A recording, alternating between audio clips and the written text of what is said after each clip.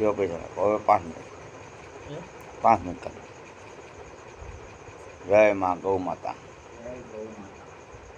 જય નંદી મહારાજ. ટ્રેનની અંદર મિત્રો અંદાજિત 868 વીઘા છે ગૌસર છે. તો મારા ખેડૂત ભાઈઓ, તમે સ્વસ્તિક રીતે ખાલી કરી આપો. કારણ કે ગાય માતા હેરાન થાય છે, નંદી મહારાજ હેરાન થાય છે. પછી ગામના નાની જનતા, રોડ રસ્તા, પછી ગૌશ્રાણમાં પ્લોટો, એમાં વિકે સિસોદિયાના 4 પ્લોટ વાવેલા છે. હું જવાબદાર હું પોતે છું ભાઈ મિત્રો. એ છતાં હું મારા પ્લોટ ખાલી કરું છું અને બધા સમાજ ત્રણની અંદર રહેતા વસ્તી એ પણ બધું ખાલી કરી આપે એવી મારી નમ્ર વિનંતી છે. નામ જોગ હું ફરિયાદ કરાવીશ અને પછી ઘરે ઘરે નોટિસ દેવાની થાય, ખોટું થાય. બીજી વાત મિત્રો, કોઈ ગ્રામ પંચાયત કોઈને ભોતી બેણી આપી કે નહીં. ભોતી બેણી વાત ખોટી છે. પછી 12 હજારની પહોંચ્યું છે કે 40 હજારની પહોંચ્યું એ વાત ખોટી છે.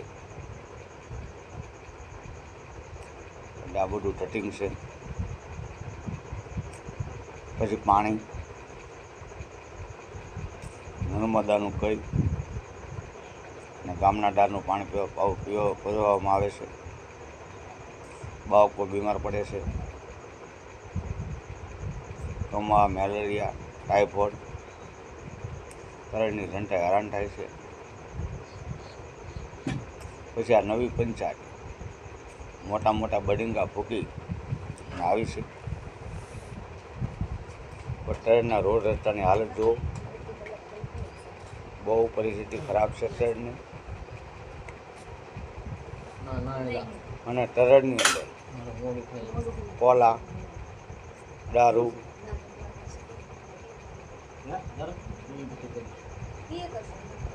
પછી બેન દીકરી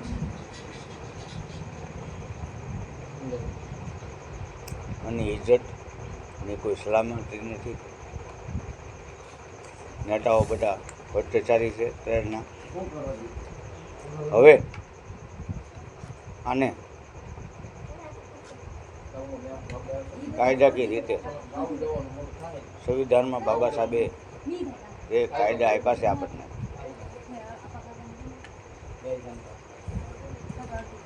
એ કાયદાનો ઉપયોગ કરી ગૌસર ખાલી કરાવશું આપણે મિત્રો. મુવાની અંદર પણ પરિસ્થિતિ ખરાબ છે. ગાય માતા નંદી મહારાજ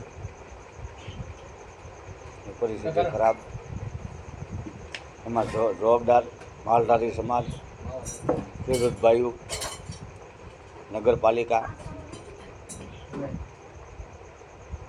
આ જમીન રાજા રામની છે. માં ધરતી માટે દુઃખ છે. તો હવે હું વિકે સિસોદિયા પૂરી મહેનત કરીશ. નાના માણસોને ન્યાય અપાવીશ અને મોટા માણસોને કે જે ગેરકાયદેસર રીતે મોહ કે તળમાં કામ કરે છે અને કોઈને છોડવામાં નહીં આવે મિત્રો. આવી મારી નમ્ર અપીલ છે બધાને. એટલે વિકે સિસોદિયા ને બધા સાયકો કહે છે. તો સાયકો શું કહેવાય એ હું દેખાડીશ. હું એક વેપારી છું મિત્રો. વેપારી છું પણ લઈ આવું છું. પછી માલધારી સમાજ. માલધારી જેની પાસે ગાયો ભેંસો હોય, પછી કોઈ પણ જ્ઞાતિની હોય, એ બધા માલધારી સમાજ જ કહેવાય. પછી બ્રાહ્મણ ભાઈઓ બ્રાહ્મણ કાન કરે એ બ્રાહ્મણ. પછી બીજો વેપાર કરે તો વેપારી કહેવાય. એટલે મારો ઠાકર ભગવાન કૃષ્ણ એને કોઈ વર્ણ વ્યવસ્થા લખી નથી. આ જેને લખી એનું કોઈને ખ્યાલ નથી. તો આ ધર્મના ધજાગરા ઉડાડનારા, સનાતન ધર્મને નાશ કરવાવાળા આપણે અમુક કહેવાતા બ્રાહ્મણો કે જે આપણે 4 મઠના શંકરાચાર્ય છે, એસીની અંદર સૂઈ અને આનંદ કરે છે. ધર્મ ભ્રષ્ટ થાય છે. ગાય માતા નંદી મહારાજ ગેરકાયદેસર રીતે કપાય છે. ગેરકાયદેસર રીતે દારૂ વેચાય છે, કોલા વેચાય છે. મહુવામાં ગુંડારાજ, બધા ગ્રામ્ય વિસ્તારમાં ગુંડારાજ, યુવાધન બરબાદ થાય છે. તો મિત્રો, તો આનો જવાબદાર કોને ઠેરવવા? હું પણ વિચારી રહ્યો છું. અને અત્યારે મોટા મોટા બડિંગા ફૂંકતા નવી પંચાયત આવી છે. અને ટ્રેનની અંદર ભેદભાવ ચાલુ કર્યો. કોઈ ખેડૂતની સલામતી નથી. ગુંડાઓ બધાને દબાવે છે. જમીનો માથે કબજા કરે. પહેલાં 5,000ની જમીન લે, પછી 20,000-20,000માં વેચે છે. હરખભાઈને દબાવવામાં આવે છે. દૂધની મંડળીના ભરવાડોને દબાવવામાં આવે છે. મંડળીની અંદર જે ખેડૂતની મંડળી કહેવાય એની અંદર એક જ્ઞાતિને બધાને લેવામાં આવે છે. એની અંદર પણ ભેદભાવ. માલધારી સમાજ બહુ અત્યારે દખી છે. અને ગાયો અને નંદી મહારાજના જવાબદાર ખેડૂત ભાઈઓ છે. ગાય માતાના જવાબદાર બધા ખેડૂત ભાઈઓ છે. અને માલધારી સમાજ માથે ઠીકરાટ હોય છે કે આ બધી ભરવાડોની ગાયું છે, ભરવાડો દાદાગીરી કરે છે. આવું કાંઈ હોતું નથી મિત્રો. બધાની ગાયો છે. દૂધ હોય ત્યાં સુધી રાખે, પછી કાઢી મૂકે. જેમ એના માવતરને કાઢી મૂકે, વૃદ્ધાશ્રમમાં જાય. માલધારી સમાજના કોઈ માવતર મા બાપ વૃદ્ધાશ્રમમાં હોય તો મિત્રો બતાવો. અત્યારે ન્યાયથી હાલો. ભગવાન ઈશ્વર માટે બાબા આદમ મુસ્લિમ ભાઈઓ તેને અલ્લાહ કહે છે. આપણે એને ભગવાન શંકર કહીએ છીએ. બિસ્મિલ્લાહ એને વિષ્ણુ ભગવાન.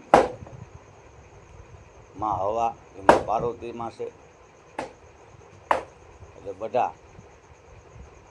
બધી જ્ઞાતિ, જેટલી જ્ઞાતિ મુસ્લિમ ભાઈઓ હોય, હિન્દુ ભાઈઓ હોય, ક્રિશ્ચિયન ભાઈઓ હોય, એ બધા સપી જાઓ.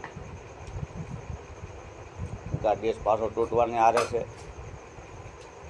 આના જવાબદાર હિન્દુ કહેવાતા ડુપ્લિકેટ કે જેને ખાલી ભગવાન 33 છે.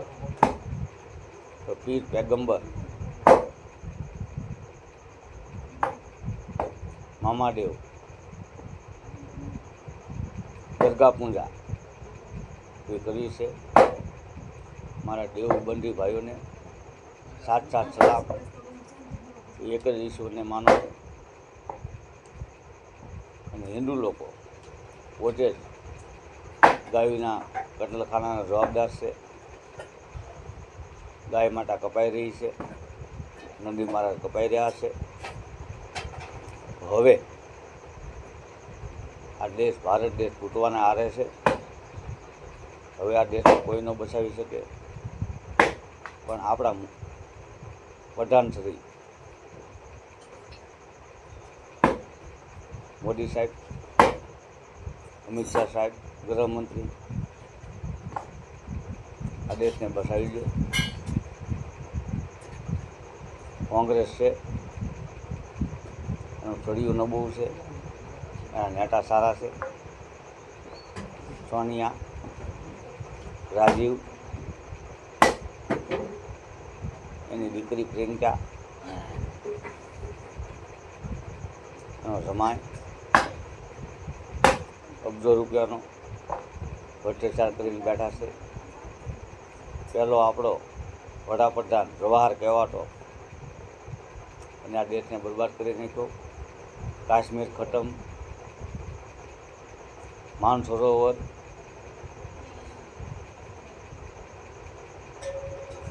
ચીનવાળા લઈ ગયા. હિન્દુ હિન્દુ ભાઈ ભાઈ કહી અને ચીનવાળાએ દગો કર્યો. પાકિસ્તાન જુદું પીડ્યું, પાકિસ્તાનમાંથી બાંગ્લાદેશ જુદું પીડ્યું. એ મુસ્લિમ ભાઈઓ બિચારા અત્યારે દકી છે. એની અંદર પણ ભેદભાવ છે. 72 ફિરકા છે, હિન્દુમાં 84 છે. બધી જ્ઞાતિની અંદર ભેદભાવ છે. પણ દલિત ભાઈઓને એવો એમ છે કે અમારી હારે જ ભેદભાવ થાય છે, એવું કાંઈ છે નહીં. તમે સફાઈ કર્મચારી નથી મિત્રો. સફાઈ કામમાં મારા વાલ્મિક સમાજ છે. તમે વાલ્મિક સમાજની સહારો લઈ અને શરી ખાવશો, અને દલિતભાઈનો સહારો લઈને મુસ્લિમ ભાઈઓ મજા કરે છે. તો હવે મારી એવી નમ્રી અપીલ છે